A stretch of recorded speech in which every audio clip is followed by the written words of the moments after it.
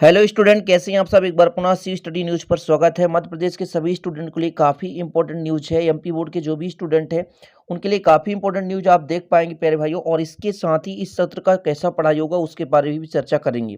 ठीक है, तो यहाँ पर आप लोगों को सबसे पहले तो बता देना चाहता हूँ कि कल के मीटिंग में प्यारे भाइयों सीएम जी ने जो उद्बोधन दिया था उसमें उन्होंने साफ तौर से कहा था कि तीसरी लहर खत्म होने तक नहीं खुलेंगे स्कूल और ट्यूशन फीस भी नहीं बढ़ेगी। मतलब यदि आप प्राइवेट स्कूलों में पढ़ रहे हैं प्यारे भाइयों, तो जो पुराना फीस रहा होगा वही इस वर्ष भी फीस रहेगा। कोई भी स्कूल मनमानी नहीं कर सकते। यदि मनमानी कर रहे हैं तो उसका आप शिकायत कर सकते हैं सीएम हेल्पलाइन में। साथ में प्यारे प्यारे भाइयों, आप लोगों का ये अधिकार बन चुका है कि ट्यूशन फीस ज़्यादा नहीं लगेगा। अब कुछ बच्चे ट्यूशन फीस का मतलब ये सोचते हैं कि जैसे कोचिंग वगैरह करते हैं, उसकी बात नहीं कर रहे हैं प्यारे भाई। जो स्कूल की फीस की बात कर रहे हैं हम, कि स्कूल पे जैसे आपका मान लीजिए 400 रुपये प्रति मंथ है, तो 400 से बढ़कर 500 नहीं कर सकते, वो 400 ही रहेगा। तो आप लोगों को इस चीज़ से अवगत होना बहुत ज़रूरी है, सभी बच्चों को जो कि प्राइवेट में पढ़ाई कर रहे हैं। तो ध्यान रखें आप लोग कि तीसरी लहर तक खत्म होने तक कोई भी स्कूल नहीं खोले जाएंगे।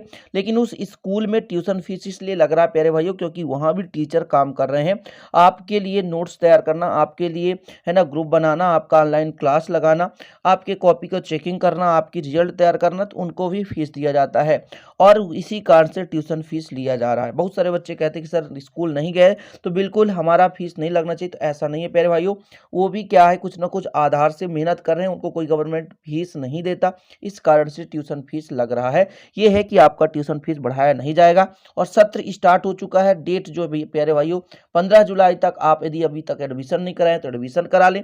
यदि कॉलेज की बात करें, सबसे ज़्यादा स्टूडेंट का कहना है कि कॉलेज कब ओपन होगा, तो मैंने आपको पहले ही बताया था कि अगस्त में कॉलेज का एडमिशन होगा।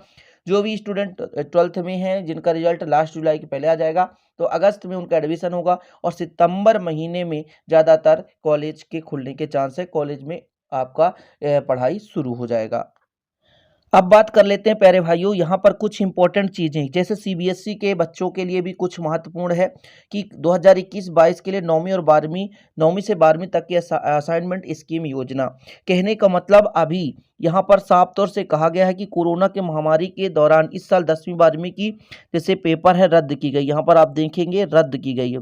ठीक है, और अगले साल प्यारे भाइयों कुछ भी हो सकता है, इस पर कोई 100% श्योर नहीं है। तो मैं इस पेपर को पूरा समझाने की कोशिश कर रहा हूँ आपसे, आपको, कि आप कैसे इसको समझें। तो सबसे पहली बात प्यारे भाइयों, जो सीबीएसई ने सबसे बड़ा फैसला लिया है, सीबीएसई ने, कि आगामी समय में 10th और 12th का रिजल्ट कब बनेगा और कैसे बनेगा। तो यहाँ पर अब सीबीएसई ने कह दिया है कि बोर्ड परीक्षाएं 2 बार ली जाएगी, 2 बार बोर्ड परीक्षाएं ली जाएगी।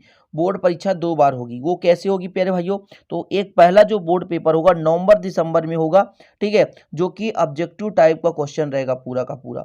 और एक जो आपका पेपर होगा मार्च अप्रैल में होगा, जिसमें दीर्घ उत्तरी लघु उत्तरी ऐसे क्वेश्चन रहेंगे।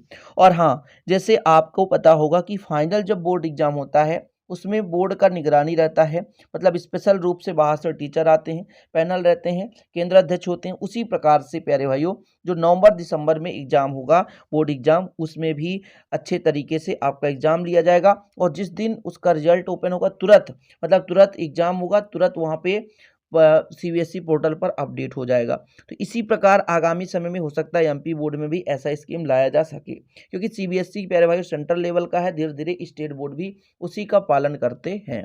चीज़ें क्लियर हो गई। अब स्कूल में भैया जो भी विद्यालय हैं उस पे बच्चे नहीं जा रहे हैं, क्या कारण है। बहुत सारे बच्चों का कमेंट रहता है कि सर क्या स्कूल नहीं लगेंगे।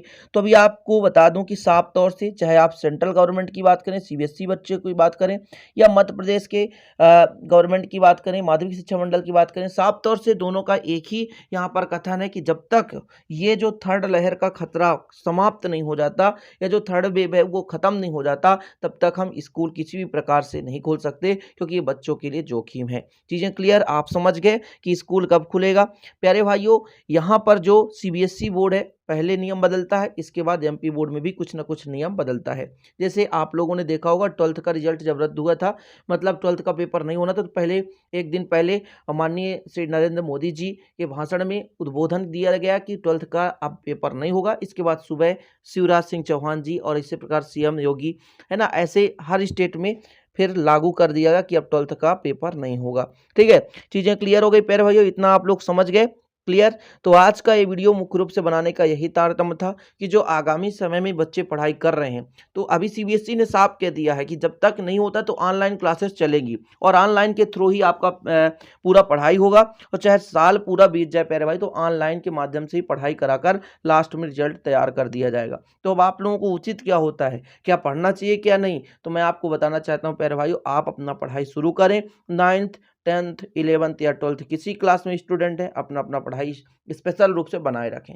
चलिए गाइज, मिलते हैं फिर नेक्स्ट वीडियो में। आज का ये इंपॉर्टेंट न्यूज़ अच्छा लगे तो लाइक जरूर करिएगा, दोस्तों के साथ शेयर करिएगा। जय हिंद, वंदे मातरम।